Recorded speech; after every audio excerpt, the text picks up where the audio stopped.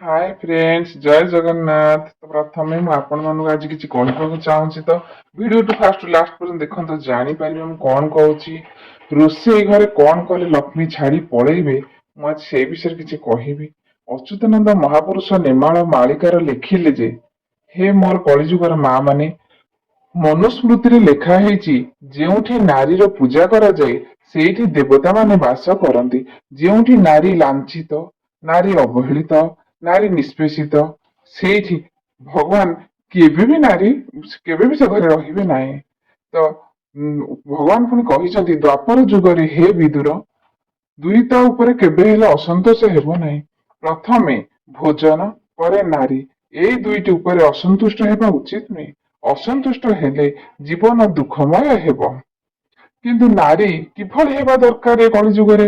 ନା, ଅଚ୍ୟୁତାନନ୍ଦ ମହାପୁରୁଷ କହିଲେ, ନାରୀ ମୁଣ୍ଡରେ ଓଢଣା ଦେବ, ସିନ୍ଦୁର ମଧ୍ୟ ଲଗେଇବ, ଚୁଡି ଲଗେଇବ, ନୀତି ନିୟମ ମାନି ଚଳିବ, ନାରୀର ଧର୍ମକୁ ମାନି ଚଳିବ।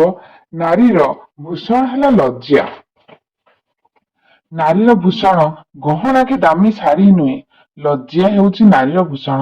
ମହାପୁରୁଷ କହିଛନ୍ତି, ମାଳିକାରେ କଳିଯୁଗରେ କେବେ ଶେଷ ହେବ ଏବଂ ନାରୀମାନେ ମୁଣ୍ଡରେ ଓଢଣା ଦେଲେ, ଗୁରୁଜନ ମାନଙ୍କୁ ଦେଖିକିରି ମୁଣ୍ଡରେ ଯଦି ଓଢଣା ଥିବ, ଶ୍ୱଶୁର ଦେଢଶୁର ମାନଙ୍କୁ ଓଢଣା ଦେବା ଉଚିତ। ଆଗରୁ ତ ଦେଢଶୁରଙ୍କୁ ଛୁଇଁଲେ ଗୋବର ପାଣି ପିଉଥିଲେ, ଏବେ ସେସବୁ ପିଉନାହାନ୍ତି।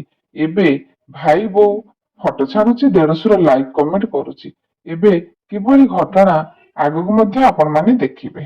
ମୁଣ୍ଡରେ ଓଢଣା ନଦେବେ, ମୁଣ୍ଡରେ ଓଢଣା ନଦେବେ, ଗୁରୁଜନ ଦେଖିଲେ, ଛେରା ପହଁରା ନ କରିବେ, ଦ୍ୱାର ରାତି ପାହିଲେ। ରାତି କଣ ପାଇବ? ସକାଳ 8ଟା ନହେଲେ ନାରୀମାନେ ଉଠୁନାହାନ୍ତି।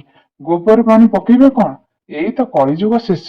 ଆଉ ମଧ୍ୟ ଅଚ୍ୟୁତାନନ୍ଦ ମହାପୁରୁଷ କହିଛନ୍ତି, ଭାତ ରନ୍ଧା ଶେଷ ହୋଇଲେ ହାଣ୍ଡି ମାଜିବେ ନାହିଁ, ସ୍ୱାମୀ ଭୋଜନ ନ କରୁଣୁ ଆଗ ଖାଇବେ ଯାଇ। ଆଗରୁ ଚୁଲିରେ ରୋଷେଇ କରୁଥିଲେ ମା ମାନେ, ହାଣ୍ଡି ମାଜୁଥିଲେ। ଏବେ ସରକାର ଉଜ୍ଜ୍ୱଳା ଯୋଜନା କରିଦେଇଛି, ହାଣ୍ଡି ତ କଳା ହବାର ନାହିଁ। ତେଣୁ ସେମାନେ ହାଣ୍ଡି ମାଜିବେ କଣ? କିନ୍ତୁ ମନେ ରଖନ୍ତୁ, ହାଣ୍ଡି ମାଜିବା ଦରକାର, ନଚେତ ଲକ୍ଷ୍ମୀ ଛାଡିକିରି ପଳେଇବେ। ଏବେ ସ୍ତ୍ରୀ ମାନେ ସ୍ୱାମୀକୁ ସାଙ୍ଗରେ ଡାକି ଖୁଆଉଛନ୍ତି, ବାସନ ମାଜିବାକୁ ପଡିବ। ତେଣୁ ମାଳିକାରେ କୁହାହେଇଛି, ଉଚ୍ଚିଷ୍ଟ ଭୁଞ୍ଜଇ କଟୁକ୍ତି କହିବେ, ସ୍ୱାମୀକୁ ମାରିବେ ମାଡ, ଟାପରା କରିବେ, ଧିକ୍କାର କରିବେ, ନପୁଂସକ ଛାଡ ଛାଡ। ତେଣୁ ବୋହୂ ହବ ଘରେ, ସେସବୁ ମାନିକିରି ଚଳିବା ଦରକାର।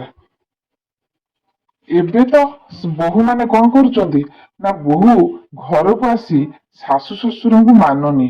ବୋହୂ ହବ ଘରେ ମାଲିକ, ଶାଶୁ ଶ୍ୱଶୁର ଥାଉ, ବୋଲିବ ଏ ମୋହର ଘର ଦୁଆର, ତୁମେ କିଏ ସେ ଆଉ। ଶାଶୁ ଶ୍ୱଶୁର ଘର ଦ୍ୱାର କରିଥିବେ, ବୋହୂ ଆସିଲା ପରେ କହିବେ, ଏ ଘର ଦ୍ୱାର ମୋର, ତୁମେ କିଏ? ତେଣୁ 50 ବର୍ଷ ତଳେ ଶାଶୁ ଶ୍ୱଶୁରଙ୍କୁ ବୋହୂ ମାନେ ମାନିକି ଚଳୁଥିଲେ, ଶାଶୁ ଶ୍ୱଶୁର ମଧ୍ୟ ମାଲିକ ଥିଲେ। ସେତେବେଳେ ବୋହୂ ମାନେ ଯାହା ବି କାମ କରୁଥିଲେ ଶାଶୁ ଶ୍ୱଶୁରଙ୍କୁ ପଚାରି କରୁଥିଲେ। ଏବେ ଆଉ ସେସବୁ ନାହିଁ, ନିଜ ମନ ଇଚ୍ଛାର ମାଲିକ।